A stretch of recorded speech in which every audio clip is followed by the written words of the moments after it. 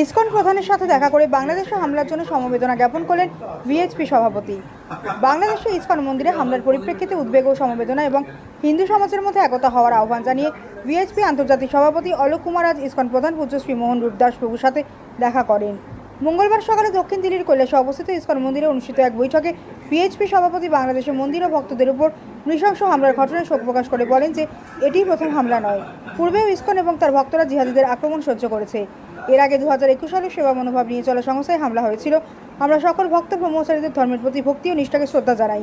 এবার আমরা বাংলাদেশ সরকারের কাছে দাবি করেছি যে হিন্দু মঠ মন্দির ও ভক্তদের নিরাপত্তা ও ক্ষতিপূরণ দিতে হবে এবং চরমপন্থীদের বিরুদ্ধে কঠোর আইনগত ব্যবস্থা নিতে হবে। এই বিষয়ে আমরা ভারত সরকার সহ বিশ্বের মানবাধিকার সংস্থাগুলির কাছে এই ধরনের ঘটনার পুনরাবৃত্তি বন্ধ করার জন্য আবেদন করেছি। এই সময় ইসকন সভাপতির সাথে ইসকনের media director Shri VN Das Prabhu এবং শ্রী ঋষি কুমার দাসও উপস্থিত ছিলেন।